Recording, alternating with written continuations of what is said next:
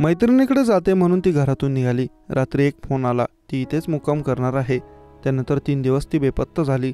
घरच्यांनी अधिक शोधाशोध केली तेव्हा एका रूममध्ये प्रसिद्ध मॉडेल आणि सोशल मीडिया इन्फ्लुएन्सर ईशप्रीत कौर हिचा मृतदेह पंख्याला लटकलेल्या अवस्थेत मिळाला। तिचा लिव्ह इन पार्टनर त्याच रूममध्ये बेशुद्ध अवस्थेत सापडला। पोलिसांनी त्याला रुग्णालयात दाखल केलं आहे। घटनास्थळावरून एक पिस्तूल ताब्यात घेण्यात आलं।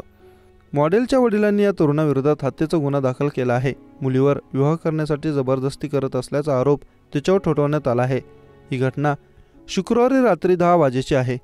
बिकानेरमध्ये हे प्रकरण घडलं। आपल्या मुलीचा मृतदेह पाहून गुरदीप सिंग चांगले संतापले। जयराजने आपल्या मुलीची हत्या केल्याचा आरोप त्यांनी केला।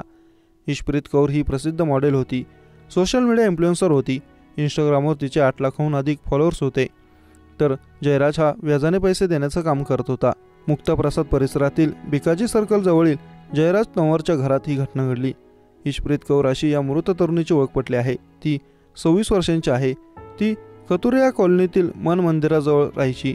शुक्रवारी रात्री 9 वाजता भिकाजी सर्कलच्या कांसाजवळच्या एका रूममध्ये एक तरुण आणि तरुणी संदिग्ध अवस्थेत सापडल्याची खबर मिळाली होती। त्यानुसार आम्ही घटनास्थळी आल्यावर हा प्रकार उघड झाल्याचं पोलीस अधिकारी धीरेंद्र सिंह यांनी सांगितलं। धीरेंद्र सिंह यांच्या सांगण्यानुसार ईशप्रीत 25 जुलैपासून घरातून बेपत्ता झाली होती। त्याच दिवशी हे दोघे या घरात आले होते। शुक्रवारी रात्री ईशप्रीतचे घरचे तिला शोधत जयराज तंवर यांच्या घरी आले। घराचा एक दरवाजा वगळता सर्व दरवाजे बंद होते। आत डोकावून पाहिल्यावर ईशप्रीतचा मृतदेह लटकलेल्या अवस्थेत आढळला। त्यानंतर घरच्यांनी पोलिसांना तात्काळ कळवलं। पोलीस जेव्हा घरी पोहोचले तेव्हा ईशप्रीत लटकलेल्या अवस्थेत होती। तिचा पाय वाकडा झाला होता। जवळच जयराज बेशुद्ध अवस्थेत होता। पोलिसांना वाटले तोही मेलेला आहे, पण त्यांचं पोट हालताना पाहून पोलिसांनी त्याला उठवलं। तो लगेच उभा राहिला। घटनास्थळी पोलिसांना एक पिस्तूल सापडला आहे, पण त्यातून गोळी चालवली गेली नव्हती। पण गोळी चालवण्याचा युवकाचा बेत असावा असं पोलिसांचं म्हणणं आहे।